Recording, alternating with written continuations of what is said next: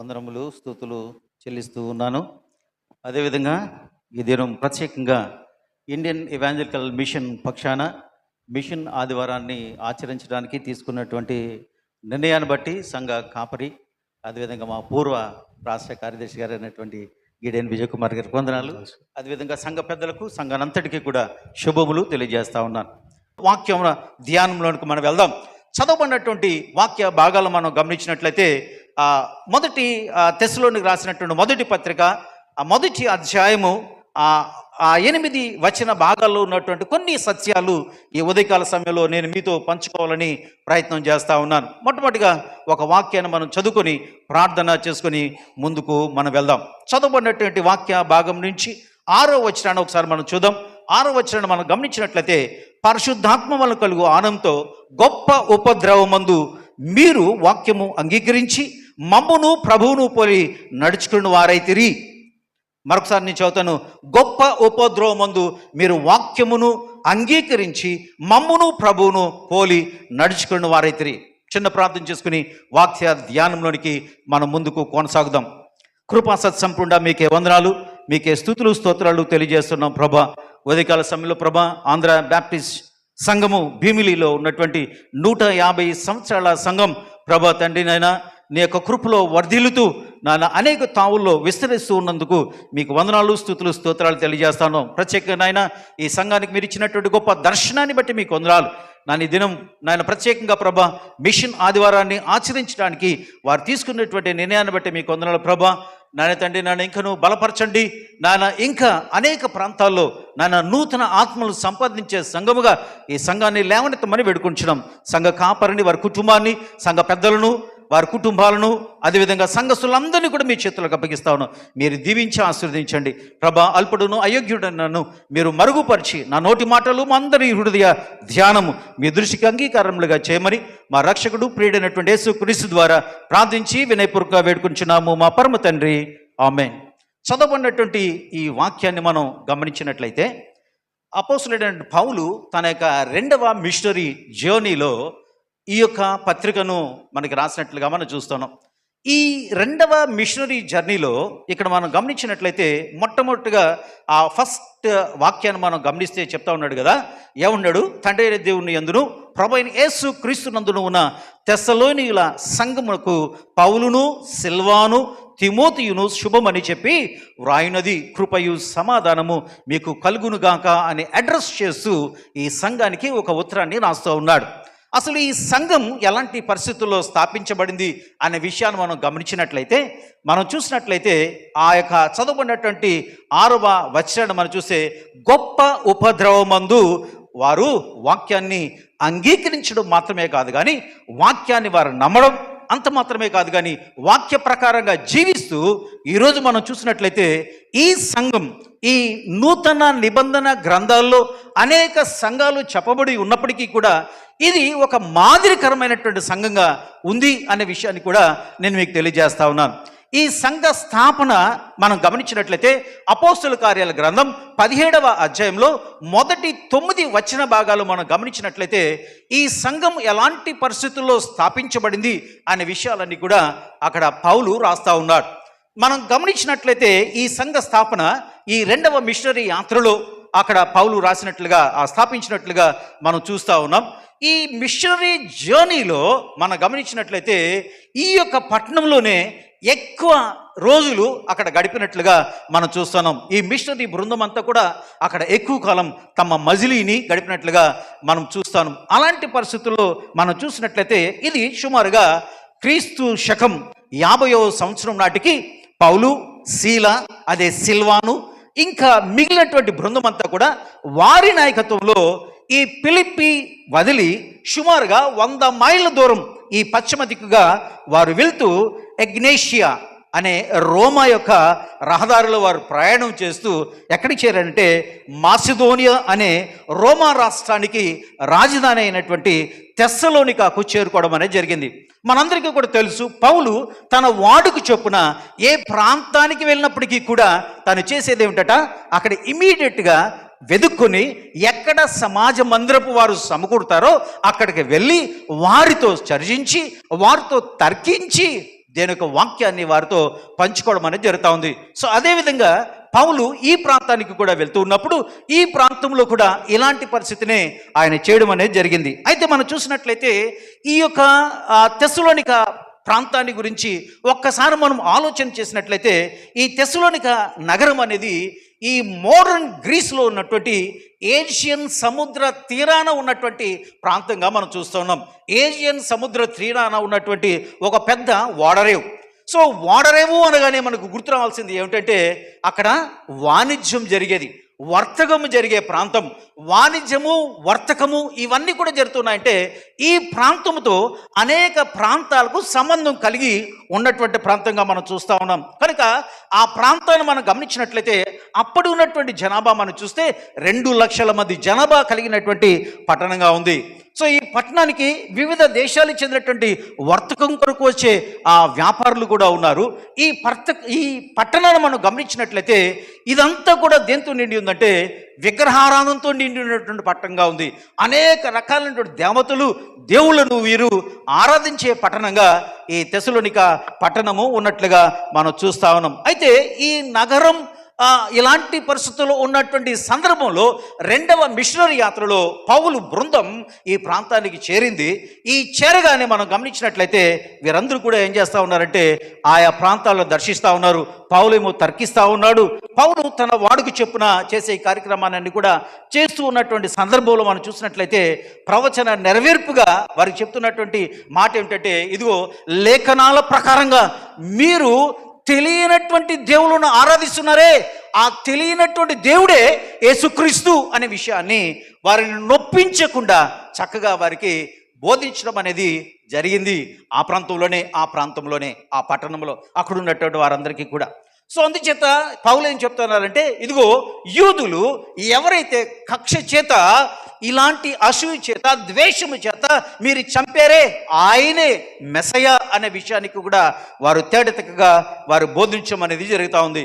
So అలాంటి సందర్భాన్ని మనం గమనించినట్లయితే ఆ మాటలు విన్నటువంటి యూదుల్లో కొందరు, గ్రీసు దేశస్థులు, తర్వాత స్త్రీలలో అనేక మంది ఏం చేశారంటే పౌలు చెప్పినటువంటి ఈ బోధను అంగీకరించి క్రీస్తును వెంబడించినట్లుగా దేవుని యొక్క వాక్యం మనకు తెలియజేస్తూ ఉంది.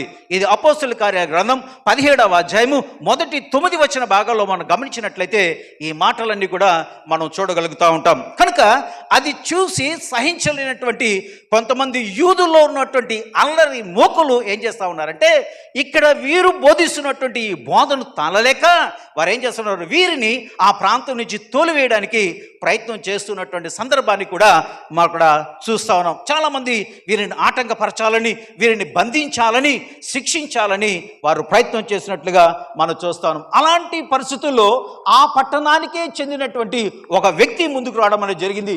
ఆ వ్యక్తి ఏం చేస్తాడంటే వీరికి ఆశ్రయాన్ని కూడా ఇవ్వడం అనేది జరిగింది. ఆ వ్యక్తి ఎవరో కాదు, మనందరికీ తెలిసినటువంటి వ్యక్తి. అతని పేరు యాసోను. అతని పేరేమిటి? యాసోను. యాసోను అనే భక్తుడు వీరిని చేర్చుకొని వీరింటిలో పెట్టుకొని ఆశ్రయం ఇవ్వడం అనేది జరిగింది. కారణం ఏంటంటే అక్కడ ఉన్నటువంటి వ్యతిరేకత. కారణం ఏంటంటే వీరిని బంధించాలని, వీరిని ఆటంకపరచాలని, వీటిని ఆ ప్రాంతం నుంచి వెళ్ళగొట్టాలని చేస్తున్నటువంటి ప్రయత్నంలో ఇక్కడ యాసోను చేసినటువంటి కార్యాన్ని మనం చూస్తా ఉన్నాం. ప్రభునందు ప్రియమైనటువంటి దేవుని సంగమా, ఈరోజు మిషన్ పొలాల్లో జరుగుతున్న పరిచర్యను కూడా మనం గమనించినట్లయితే ఏ ప్రాంతము కూడా మిషనరీలకు స్వాగతం పలిగే ప్రాంతంగా లేదు. ప్రకటనలు కట్టుబాట్లు ఉన్నాయి. వీటన్నిటి మధ్య మిషనరీలు ఆ సవాళ్ళను అన్నిటిని కూడా ఎదుర్కొంటూ మిషన్ పొలాలలో, భాష తెలియనటువంటి, సంస్కృతి భిన్నమైనటువంటి ప్రాంతంలో, వాతావరణ పరిస్థితులు అనుకూలంగా లేనటువంటి ప్రాంతాల్లో అన్ని వ్యతిరేకతల మధ్య పరిచర్యను కొనసాగిస్తూ ఉన్నారు. అందుచేతనే భారతదేశంలో మనం గమనించినట్లయితే 4635 ప్రజా గుంపులు ఉంటే ఈ 61 సంవత్సరాల సుదీర్ఘమైనటువంటి ఈ సువార్త పరిచర్యలో కేవలము 232 ప్రజా గుంపులు మాత్రమే ఇండియన్ ఎవాంజలికల్ మిషన్ ద్వారా చేరుకోవడం అనేది జరిగింది. కారణం ఏంటంటే ఎన్నో రకాలైనటువంటి ఆటంకాలు, ఎన్నో వ్యతిరేకతలు, ఇవన్నీ కూడా వీటన్నిటి మధ్య మిషనరీలు వాటిని తాలుకొని మనం చూసాం కదా, ఏముందట? విశ్వాసము, దర్శనము, విశ్వాసము, ఈ త్యాగము, ఈ 3 పిల్లర్స్ పైన వారికి ఉన్నటువంటి ఆ నిర్ణయాన్ని, వారు తీసుకున్నటువంటి నిర్ణయం అది మనుషుల మధ్య కాదు, మనుషులతో కాదు, కానీ డైరెక్షన్తో ఈ పరిచర్యలు ముందుకు కొనసాగుతున్నారు. అదేవిధంగా ఇక్కడ మనం గమనించినట్లయితే ఈ పట్టణంలో కూడా ఈ యొక్క పౌలు బృందాన్ని అంతటినీ కూడా వారు ఏం చేయాలనుకున్నారు? ఆటంకపరచాలనుకున్నారు, బంధించాలనుకున్నారు, అక్కడి నుంచి పారద్రోలాలని ఆయన ప్రయత్నం చేస్తున్నారు. కనుక వాళ్ళు ఏం చేస్తున్నారంటే, ఇదిగో ఆ ఆశ్రయం ఇచ్చినటువంటి యాసోను ఇంటిపై కూడా వారు ఏం చేశారట? దాడి చేసినట్లుగా దేవుని యొక్క వాక్యం మనకి తెలియజేస్తూ ఉంది. అప్పటికి వారు ఏం చేశారు? వారు వేరే ప్రాంతానికి కూడా వెళ్ళిపోయారు, పంపించేశారు వాళ్ళని. పౌలు బృందాన్ని అంతటిని కూడా పంపించడం జరిగింది.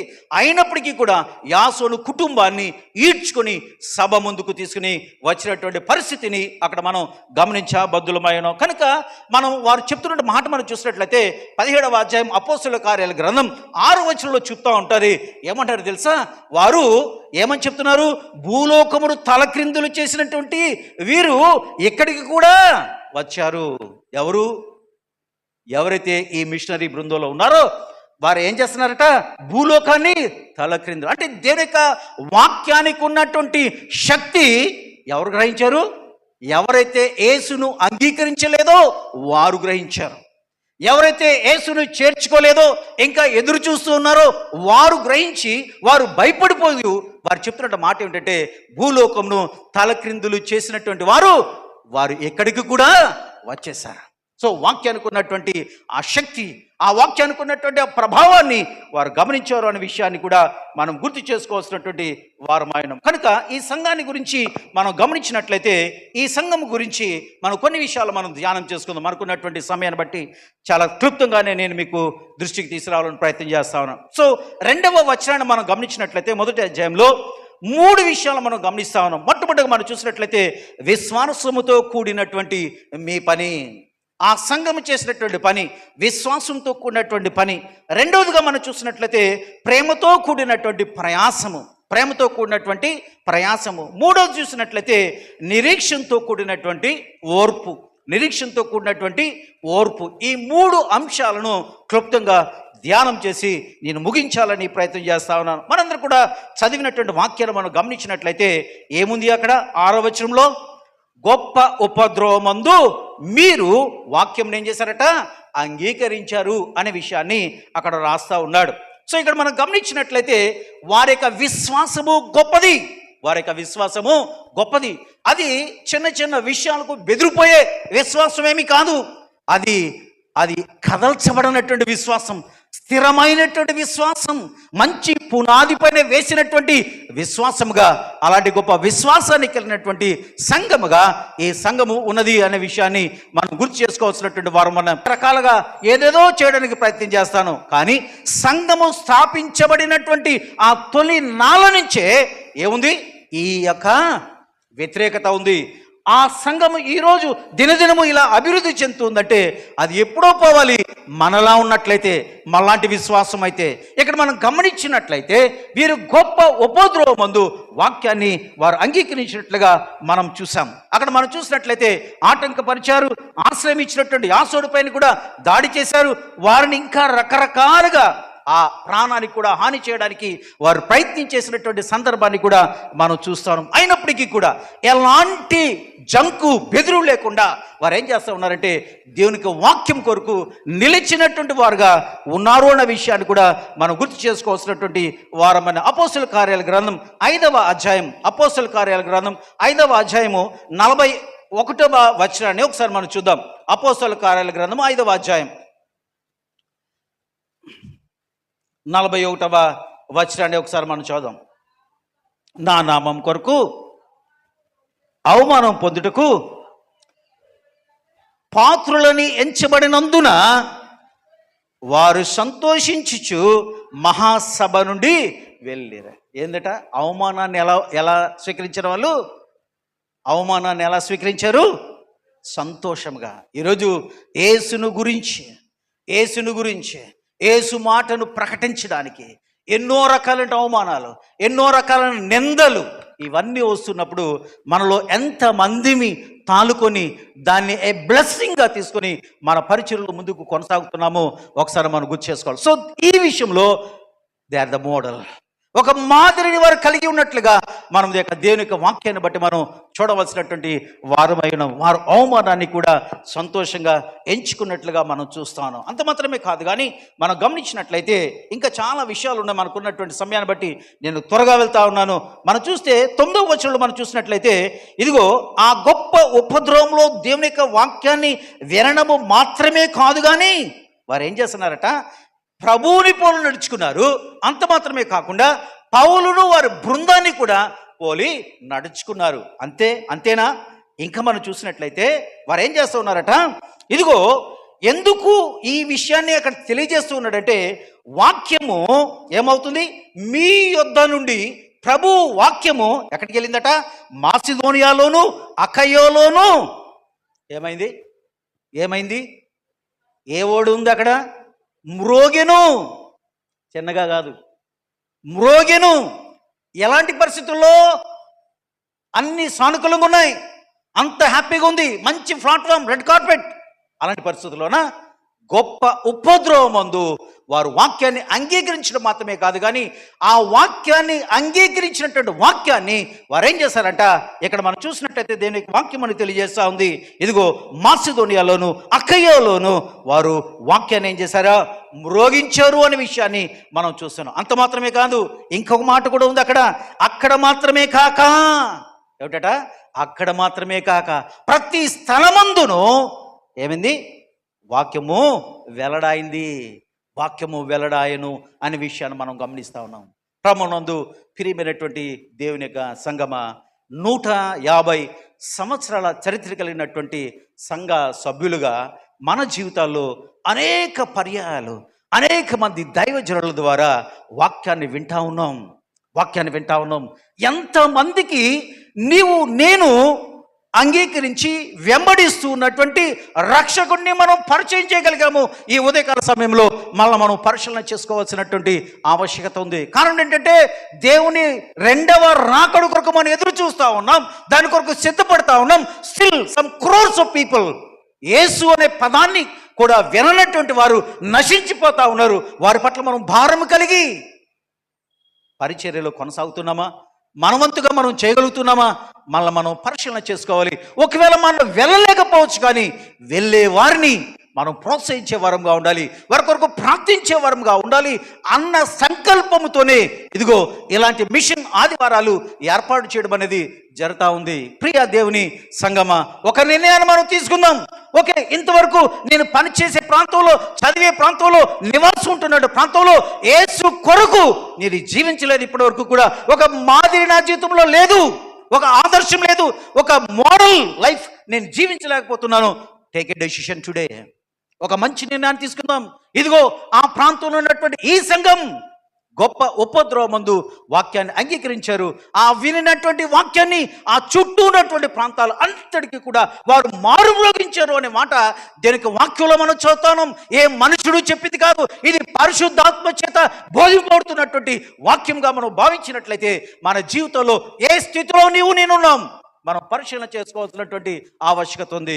మొట్టమొదటిగా మనం చూసాము, వారి విశ్వాసంతో కూడినటువంటి పని, వారి విశ్వాసము చెదలినటువంటిది, అది అచంచలమైనటువంటి స్థిరమైనటువంటి విశ్వాసముగా మనం చూస్తా ఉన్నాం. అంత మాత్రమే కాదు, కానీ 9వ వచనంలో మనం చూస్తున్నాం. ఈ ప్రాంతం గురించి మనం విన్నప్పుడు ఏమన్నాను, ఇది విగ్రహారాధనతో నిండినటువంటి ప్రాంతం.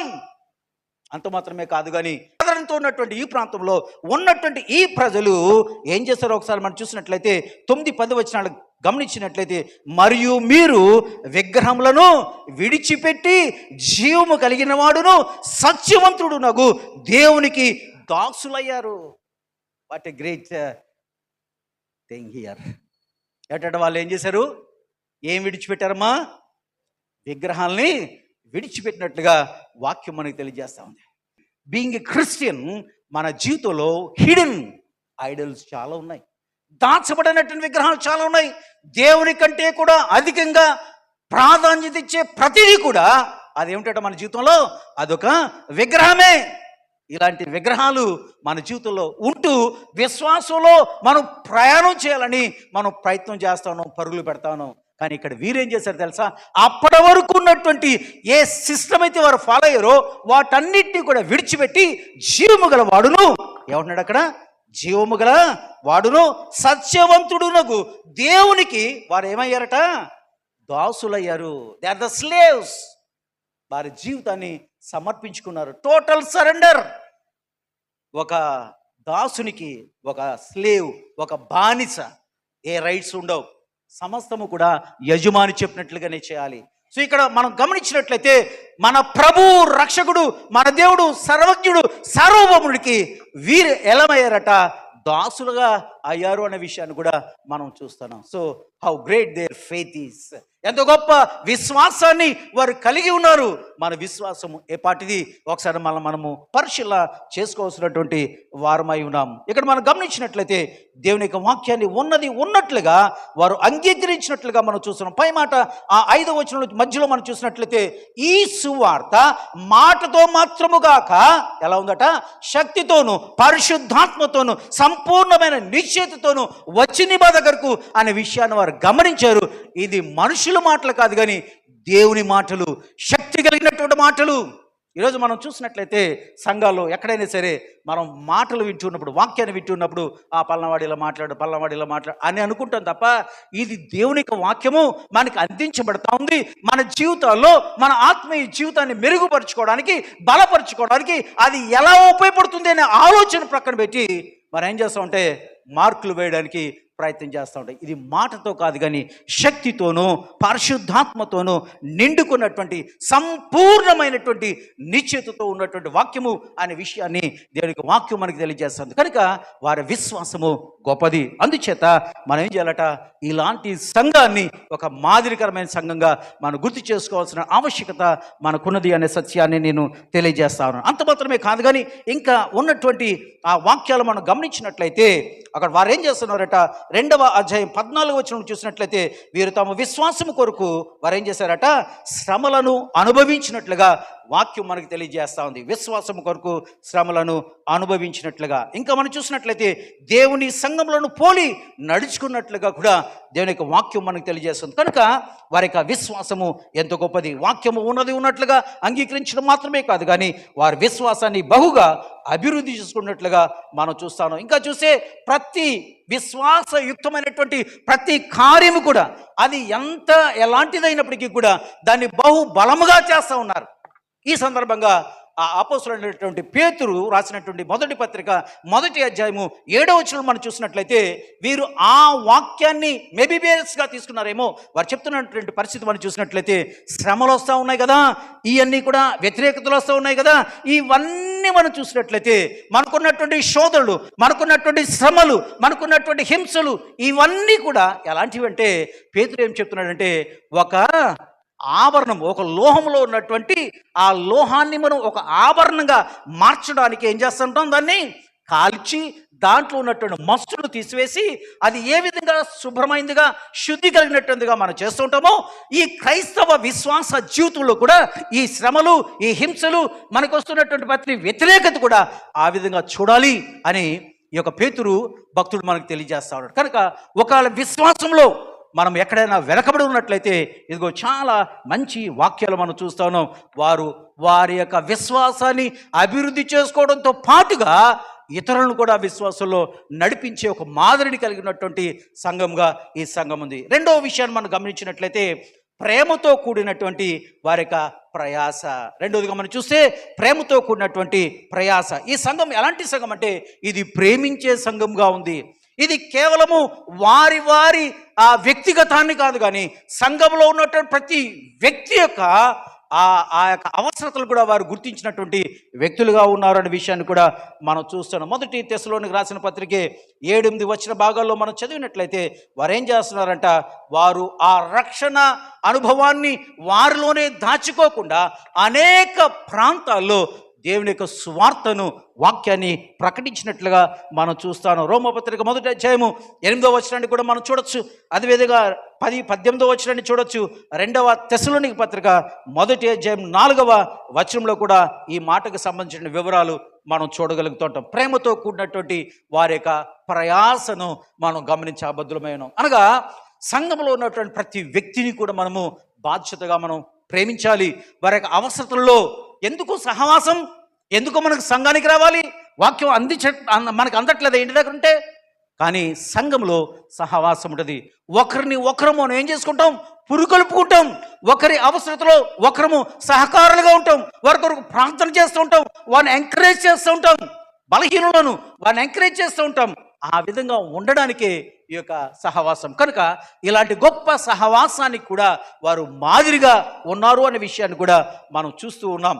అంత మాత్రమే కాదు, కానీ వారిని సహోదరులు ఒకరినొకరు ప్రేమించే సంఘంగా కూడా ఉంది. మొదటి తెస్సలోనికి రాసిన పత్రిక 4వ అధ్యాయం 9వ వచనంలో ఈ మాట మనం చూస్తూ ఉంటాం. సహోదరుల ప్రేమ, వారు ఒకరినొకరు ప్రేమించే వారంగా ఉన్నారు. 10వ వచనంలో కూడా మనం చూసినట్లయితే వారు ఏం చేస్తున్నారంటే తెస్సలోనిక సంఘస్థులందరినీ కూడా వారు మాత్రమే కాకుండా ఇతర సంఘాల్లో ఉన్నటువంటి వారిని కూడా వారు ఏం చేస్తున్నారట? ప్రేమించే వరంగా ఉన్నారు. ప్రేమతో కూడినటువంటి వారి ప్రయాస కేవలం మేము మాత్రమే కాదు, కానీ మాతో ఉన్నటువంటి మా సహకారులు, మా తోటి విశ్వాసులు, వీరందరినీ కూడా మనం ఏకరీతిగా చూసే ఆ గొప్ప ప్రేమ అది ఎప్పుడు వస్తుందో తెలుసా? క్రీస్తు ప్రేమను మనము రుచి చూసినప్పుడు. ఆ క్రీస్తు ప్రేమ మనల్ని ఏం చేస్తుంది? బలవంతం చేస్తూ ఉంటుంది. ఆ క్రీస్తు ప్రేమ మనల్ని ప్రేరేపిస్తూ ఉంటుంది. మనం ఉత్సాహంగా పరుగు పెట్టడానికి అవకాశాన్ని కలిగిస్తూ ఉంటుంది. కనుక ఆ క్రీస్తు ప్రేమను మనం చూడాల్సినటువంటి వారమై ఉన్నాం. ఆ క్రీస్తు ప్రేమను నిజముగా ఎరిగినటువంటి ఎవరు కూడా కాముగా ఉండలేరు. వారు ఏం చేస్తారు తెలుసా? మనం ఎవరైనా ఇష్టపడుతున్నాం అనుకోండి, ఏం చేస్తాం? వారు నశించిపోతూ ఉంటే, వారికి ఏదైనా కష్టం అయితే ఉంటే వారిని చూస్తూ ఉంటామా? మనం సంతోషంగా ఉంటామా? ఏం చేస్తాం? వారిని ఏదో రకంగా సహాయపడి వారిని రక్షించాలి. వారి ఆపదలో, వారి అక్కరలో మనం సహాయంగా ఉండడానికి ప్రయత్నం చేస్తూ ఉంటాం. ఆత్మీయ జీవితంలో కూడా రక్షణ లేకుండా నశించిపోతున్నటువంటి నీవు ప్రేమించే వ్యక్తి, నీ కుటుంబంలో ఉన్నటువంటి, నీకు ఎరిగినటువంటి వ్యక్తి, నీ సమాజంలో ఉన్నటువంటి వ్యక్తులు నశించిపోతూ ఉంటే, ఒకవేళ మనం అలానే ఉంటే కనుక మనలో నిజంగా ప్రేమ లేదు. పైకి మాత్రం మనం ఏమంటున్నామంటే మనం ప్రేమిస్తున్నాము అని చెప్తున్నాం. కానీ ఈ సంఘాన్ని మనం గమనించినట్లయితే వారు మాత్రమే కాదు, కానీ ఆ సంఘము మాత్రమే కాదు, కానీ ఇతర సంఘాల వారిని కూడా ప్రేమించే సంఘముగా, వారికి సహకారులుగా ఉన్నటువంటి సంఘముగా ఉన్నది అనే విషయాన్ని మనం చూసుకోవాల్సినటువంటి వారమే. 5వ అధ్యాయం మొదటి తెస్సలోనికి రాసిన పత్రికలోనే 11వ వచనం మనం చూసినట్లయితే ఒకరి క్షేమం కొరకు ఒకరు అక్కడ కష్టపడుతూ ఉన్నారంట. ఏం చేస్తున్నారంటే, కాబట్టి మీరు ఇప్పుడు చేయించినట్టుగా గానే ఒకరికొకడు ఆదరించి ఒకరి కొరకు ఒకడు ఏం చేస్తున్నాడు? క్షేమాభివృద్ధి కలిగజేస్తాడు. ఈరోజు మనము ఒకరు మంచిగా ఉంటే, ఆత్మీయంగా ఎదుగుతూ ఉంటే, ఉన్నతంగా ఆర్థికంగా అన్ని విషయాల్లో ఎదుగుతూ ఉంటే వార్చలేనటువంటి అసూయ కూడా కలిగినటువంటి వారం కూడా. అదే క్రీస్తు ప్రేమ మనలో ఉన్నట్లయితే ఇదిగో ఏం చేస్తున్నారు? క్షేమాన్ని కోరుతా ఉన్నారు. So that's why this church is the model church.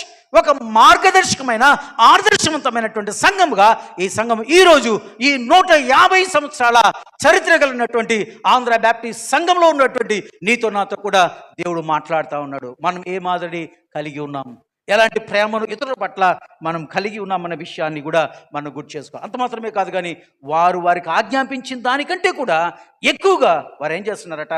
వారు ప్రయాసపడుతున్నట్లుగా దీనికి వాక్యం మనకి తెలియజేస్తూ ఉంది. ఇది రెండవది, ప్రేమతో కూడినటువంటి ప్రయాస. మొట్టమొదటిగా మనం విన్నాం ఏమిటది? విశ్వాసంతో కూడినటువంటి వారి. రెండవది ప్రేమతో కూడినటువంటి వారి ప్రయాస.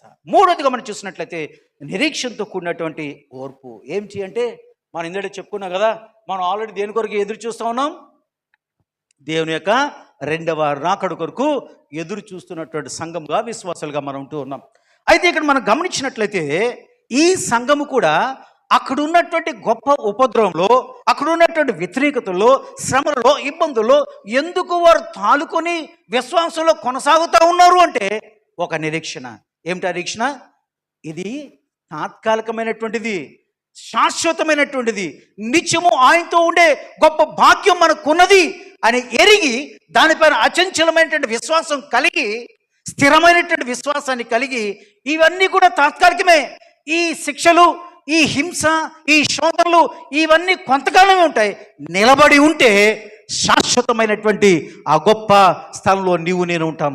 ఆయనతో పాటు ఉండే భాగ్యము దేవుడు నాకు అనుగ్రహిస్తాడు అనే గొప్ప నిరీక్షణ కలిగినటువంటి సంఘముగా ఈ సంఘము ఉన్నది అనే విషయాన్ని కూడా మనం గుర్తు చేసుకోవాల్సినటువంటి ఆవశ్యకత ఉన్నది. ఇక్కడ మనం గమనించినట్లయితే 10వ వచనంలో మనం చూస్తూ ఉంటాం కదా, ఏమంటాడు తెలుసా?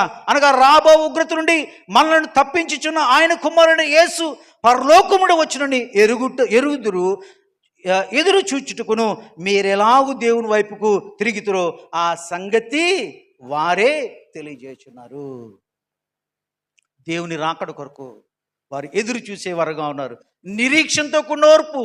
ఎందుకు ఓర్చుకుంటున్నారంటే ఇది తాత్కాలికమే, టెంపరీ, బట్ స్థిరమైంది, శాశ్వత కాలం ఉన్నది అనే విషయాన్ని వారు గమనించారు. సో 2 పేతురు పత్రిక 3వ అధ్యాయం 12వ వచనం ఒకసారి మనం చూద్దాం. పేతురు 2వ పత్రిక 3వ అధ్యాయం 12వ వచనం ఒకసారి త్వరగా మనం ముగించుకుందాం. అక్కడ ఉన్నటువంటి వాక్యాన్ని మనం గమనించినట్లయితే ఇవన్నీ పైన వచనాలు కూడా ఉంటాయి కదా. ఆకాశంలో ఇవన్నీ కూడా లయమైపోతాయి, పంచిపోతే లయమైపోతాయి, మావేణతో కరిగిపోతాయి. దేవుని దినపు రాకడ కొరకు కనిపెట్టచ్చు, దాని ఆశతో అపేక్షించచ్చు. మీరు పరిశుద్ధమైన ప్రవర్తనతోనూ భక్తితోనూ ఎంతో శ్రద్ధ గలవారై ఉండవాలని ఆ విషయాన్ని అక్కడ తెలియజేస్తా ఉన్నాడు. కనుక ఇవన్నీ కూడా గతించిపోతాయి, కానీ దేవునితో మనం ఉండడానికి, నిత్యము ఉండడానికి మనం సిద్ధపడి ఉండాలనే విషయాన్ని అక్కడ గుర్తు చేస్తూ ఉన్నాడు. కనుక దేవుని యొక్క రాజ్యానికి యోగ్యులుగా ఉండడానికి శ్రమను వాళ్ళు ఓర్చుకుంటున్నట్లుగా మనం చూస్తున్నాం. వారికి ఉన్నటువంటి నిరీక్షణ మనం చూసినట్టయితే ఒక శుభ నిరీక్షణను అక్కడ మనం చూస్తున్నాం. కనుక దేవుని యొక్క ప్రియమైనటువంటి సంగమ, ఉదయకాల సమయంలో ఈ యొక్క ఇండియన్ ఎవెంజలికల్ మిషన్ పరిచర్య మనం గమనించినట్లయితే కొన్ని సందర్భాల్లో మిషనరీలు ఒంటరివారుగా ఉంటూ ఉంటారు. వారికి ఎవరు తోడుండరు. ఆ ప్రాంతంలో మాట్లాడేవారు ఉండరు. ఆ భాష వేరు, ఆ సంస్కృతి వేరు, ఆ పద్ధతులు వేరు. వీటన్నిటి మధ్య కొన్ని సందర్భాల్లో ఎందుకు వచ్చామా అనే పరిస్థితి కూడా వస్తూ ఉంటుంది. అయినప్పటికీ కూడా నాగటిపై చేయి వేసిన వాడు వెనుతిరిగి. సో మనం ఎవరి దగ్గర ఆ నిర్ణయాన్ని తీసుకున్నాం, ఆ నిర్ణయానికి కట్టుబడి ఈరోజు అనేక మారుమూల ప్రాంతాల్లో అననుకూలమైనటువంటి పరిస్థితుల మధ్య పరిచర్య కొనసాగిస్తున్నారంటే మీరందరూ చేస్తున్నటువంటి ప్రార్థన. మీరు చేస్తున్నటువంటి ప్రార్థన మనం అనుకోవచ్చు, ఆ ప్రార్థన వల్ల ఏం ఉపయోగం లేదేమో, మనం చేస్తే ఏమిటి చాలామంది చేస్తున్నారు అనుకోవచ్చు. కానీ మీరు చేసే ప్రతి ప్రార్థన కూడా దేవుడు ఆలకిస్తూ ఉన్నాడు. ఆలకించడం మాత్రమే కాదు, కానీ ప్రతి సవాలును కూడా ఎదుర్కోవడానికి శక్తిని, అక్కడ ఉన్నటువంటి పరిస్థితులన్నీ కూడా సమంగా అయిపోయి మంచి సానుకూలమైనటువంటి పరిస్థితులు ఏర్పడడానికి మన ప్రార్థనలు ఉపయోగపడతా ఉన్నాయి. కనుక ప్రేయర్ సెల్స్ చాలా ప్రాముఖ్యం. ఇలాంటి సంఘాలు, ఈ ప్రేయర్ సెల్స్ ఏర్పాటు చేయాలని మరొకసారి నేను విజ్ఞాపన చేస్తాను. ప్రభునందు ప్రియమైనటువంటి దేవుని యొక్క సంఘమా, ఇదిగో ఈ తెస్సలోనిక సంఘం మనకేం చేస్తుంది తెలుసా? ఒక మాదిరిని చూపించింది. గొప్ప ఉపద్రవం ముందు వారు వాక్యాన్ని విన్నారు, అంగీకరించడం మాత్రమే కాదు, కానీ ఏం చేస్తున్నారు? మాసిదోనియాలోను అఖయాలోను వారు ఏం చేశారట? మారుమ్రోగించారు. అక్కడ మాత్రమే కాదు, కానీ ఆ చుట్టూ ఉన్నటువంటి ప్రతి ప్రాంతంలో కూడా వాక్యాన్ని, వారికి విశ్వాసాన్ని వెదజల్లారు అనే విషయాన్ని కూడా మనం గుర్తు చేసుకున్నాం. దాంట్లో మనం చూసాం 3 విషయాలు మనం చూసాం. విశ్వాసంతో కూడినటువంటి వారి ఆ పని మనం చూసాం, ప్రేమతో కూడినటువంటి వారికి ప్రయాస, ఆ నిరీక్షణతో కూడినటువంటి ఆ ఓర్పును కూడా మనం చూస్తాం. కనుక ఈ 3 లక్షణాలు, ఆ మాదిరి మన సంఘాల్లో కూడా, మన వ్యక్తిగత జీవితాల్లో కూడా మనం కలిగి ఉన్నట్లయితే, ఇదిగో దేవుడు నీ కొరకు, నా కొరకు దాచి ఉంచినటువంటి ఆ గొప్ప భాగ్యము, ఆ స్వాస్యము మనం పొందడానికి అర్హులుగా మనటం, ఆయనతో నిరంతరము జీవించే గొప్ప కృప దేవుడు మనందరికీ కూడా అనుగ్రహించాలని కోరుకుంటున్నాను. కనుక ఈ సంఘాన్ని మనం గుర్తు చేసుకున్నట్లయితే విశ్వాసము, వాక్యము పట్ల ప్రేమ, వాక్యాన్ని వెదజల్లారు, విధేయత, శ్రమల్లో వారు ఎలాంటి పరిస్థితి అయినప్పటికీ కూడా తాలుకున్నారు. అంత మాత్రమే కాదు, కానీ తోటి సహోదరులను, సంఘములో ఉన్న బలహీనులను ప్రతి ఒక్కరిని కూడా ఆదరించారు. తోడ్పడినటువంటి సంఘంగా ఉంది. సహోదర ప్రేమ అక్కడ మనం చూస్తాం. అది కేవలం మాటలతో కాదు, కానీ క్రియల రూపంలో వారు చేసినట్లుగా మనం చూస్తున్నాం. నిరీక్షణ మనం గమనించినట్లయితే వారు ఓర్పుతో, నిరీక్షణతో దేని యొక్క రాకడ కొరకు ఎదురు చూసే సంఘంగా మనం చూస్తున్నాం. కనుక ఒకసారి మన జీవితాల్ని, మన సంఘాన్ని, మన వ్యక్తిగత జీవితాన్ని కూడా మనం పరిశీలన చేసుకోవాల్సినటువంటి ఆవశ్యకత ఎంతైనా ఉన్నది అనే సత్యాన్ని నేను మీకు తెలియజేస్తాను. ప్రభునందు ప్రియమైన దేవుని సంఘమా, అనేక మార్లు ఏ విధమైనటువంటి ఐఎం ఆదివారాలు కానీ, వివిధ మిషన్ సంబంధించిన ఆదివారాలు కానీ మనం నిర్వహిస్తూనే ఉన్నాం, వాక్యాన్ని వింటూనే ఉన్నాం. కానీ వాక్య ప్రకారంగా మన జీవితాన్ని సరిచేసుకుంటున్నామా లేదా, మన జీవితాన్ని మనం దిద్దుకుంటున్నామా లేదా ఒకసారి మనం పరిశీలన చేసుకోవాలి. ఇర్మియా గ్రంథంలో చెప్తా ఉంటాడు కదా, 7వ అధ్యాయంలో చెప్తా ఉంటాడు, మీ మార్గములను, మీ క్రియలను దిద్దుకొనుడి అనే మాట తెలియజేస్తా ఉన్నాడు. ఇదిగో మనం ఎలా ఉన్నామని తెలుసా? ఒక ఆకారం లేకుండా నేలపైన కాళ్ళతో త్రొక్కబడినటువంటి ఇసుగులో ఉన్నటువంటి నన్ను కూడా ప్రభువారు ఏం చేశారు తెలుసా? ఆయన గొప్ప కుమ్మరిగా, పరమ కుమ్మరిగా ఆయన ఏం చేస్తున్నాడు తెలుసా? సంఘము అనే సారిపైన ఆ మన్నులా ఉన్నటువంటి, ఆకారం లేకుండా, విలువ లేకుండా ఉన్నటువంటి మనల్ని ఆ సారిపైన ఆయన పెట్టి ఆయన ఉద్దేశంలో, ఆయన చిత్తములో ఏదైతే ఉందో ఆ చిత్తములో ఆయన చిత్త ప్రకారం నిన్ను నన్ను కూడా మలుస్తూ ఉన్నాడు. అలా మలుస్తూ ఉన్నప్పుడు శ్రమలు వస్తాయి, ఇబ్బందులు వస్తాయి. ఇదిగో అగ్నిలో కాల్చబడాలి, శుద్ధితో కొట్టబడాలి. అప్పుడే ఆ కాళ్ళ కింద తొక్కబడి ఆకారం లేకుండా, విలువ లేకుండా ఉన్నటువంటి ఆ మన్ను విలువైన పాత్రగా మలచబడినప్పుడు అది ఉన్నతమైన స్థలంలో ఉంటుంది, అర్హమైన పాత్రగా ఉంటుంది. ఇదిగో అలాంటి ఉన్నతమైనటువంటి, అర్హమైనటువంటి పాత్రగా దేవుడు నిన్ను నన్ను కూడా వాడుకోవాలని కోరుకుంటున్నాడు. కనుక మన జీవితాన్ని ఆయనకు సమర్పించుకుందాం. ఈరోజు మనుషుల వైపు కాదు, పరిస్థితుల వైపు కాదు మనం చూడాల్సింది, కానీ దేవుని వైపు మాత్రమే మనం చూస్తూ మన జీవితాల్లో ఎక్కడ బలహీనత ఉందో, ఎక్కడ ఆయనకు మనకు ఆ యొక్క ఎడబాటుందో దాన్ని మనం సరి చేసుకుంటూ వాక్య ప్రకారంగా జీవిస్తూ ఉన్నప్పుడు నీవు నేను కూడా ఒక గొప్ప సువార్తగా ఉంటాం. మనం ఉన్నటువంటి ప్రాంతాల్లోనే మనం ప్రభావితం చేసే వరముగా ఉండడానికి గొప్ప సాధనాలుగా దేవుడు మనలందరినీ కూడా వాడుకోవాలన్నట్టు కృప దేవుడు మనందరికీ కూడా అనుగ్రహించాలని కోరుకుంటూ నా మాటలు ముగిస్తాను. చిన్న ప్రార్థన చేసుకుని వాక్యాన్ని ముగించుకుందాం. కృపా సత్య సంపూర్ణ మీకే వందనాలు, మీకే స్తుతులు, మీకే స్తోత్రాలు తెలియజేస్తా ఉన్నా ప్రభా. ఆంధ్ర బ్యాప్టిస్ట్ సంఘాన్ని మీరు దీవించారు ప్రభా. ఎంతగానో ప్రభా అభివృద్ధిలోని తీసుకుని వచ్చారు. సంఘంలో అనేక మంది ప్రభా, ఎంతోమంది గొప్పవారు ఉన్నారు ప్రభా. ఎంతోమంది నాయన పరిచర్య చేసి నీ సంధిని చేరినటువంటి వారు కూడా ఉన్నారు ప్రభా.